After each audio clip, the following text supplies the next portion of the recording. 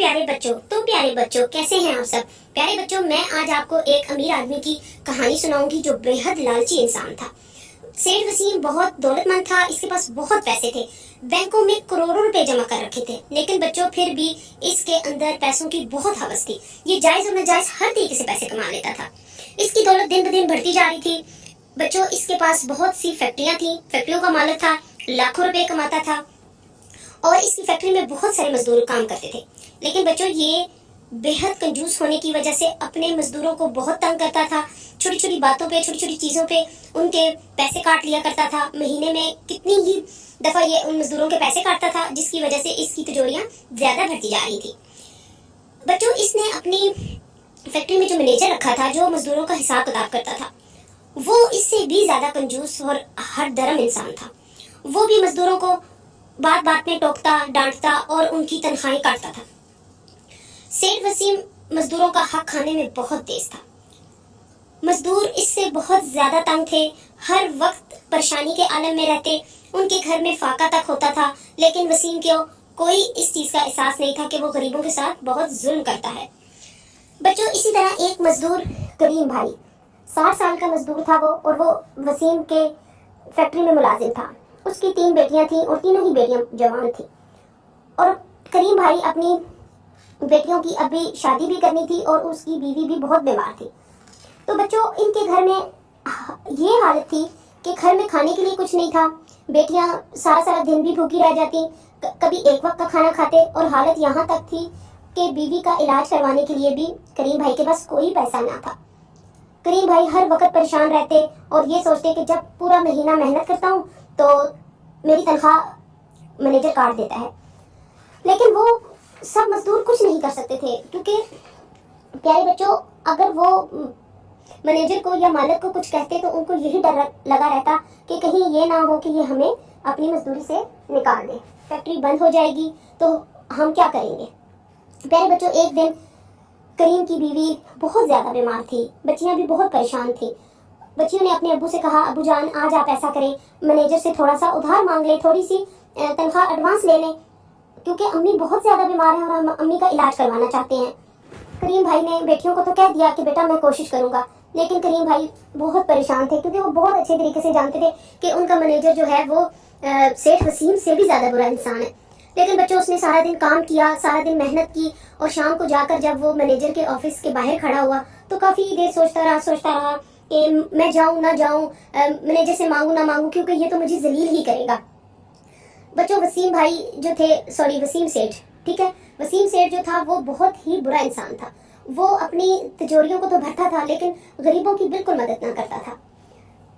करीम भाई की आंखों में बड़े आंसू थे। करीम भाई ने सोच लिया कि कुछ भी करूं, बीवी की हालत बहुत खराब है और बेटियां बहुत ज्यादा परेशान है, कुछ ना कुछ तो मुझे करना पड़ेगा, मुझे जलील ही करेगा, मैं अपनी जिल्लत सह लूंगा, लेकिन क्या करूं, क्योंकि करीम भाई की बीवी को टीबी हो गई थी और वो दिन ब दिन कमजोर होती जा रही थी। आखिर करीम भाई ने हिम्मत की और अपनी बूढ़ी हड्डियों के साथ वो मैनेजर के ऑफिस के बाहर खड़े रहे और इंतजार करते रहे कि मैनेजर बाहर आए तो मैं उसको बताऊं कि मेरी बीवी बहुत बीमार है, मुझे थोड़े से पैसे एडवांस दे दे ताकि मैं उसके लिए दवाई ले जाऊं और घर में अपनी बच्चियों के लिए खाना भी ले जाऊं। जब मैनेजर बाहर आया, उसने अपने दरवाजे के बाहर करीम भाई को खड़े देखा तो उसको बहुत गुस्सा आया। उसने उसको कहा, करीम भाई आप यहाँ क्यों खड़े हैं। करीम भाई डर डर के और बड़े नजरें झुकाकर शर्मिंदा होकर बोले, साहब मुझे थोड़ी सी पैसे एडवांस दे दें, क्योंकि मैं बहुत परेशान हूँ, मेरी बीवी घर में बहुत बीमार है। मैनेजर की सख्त दिली की इंतहा देखें बच्चों आप।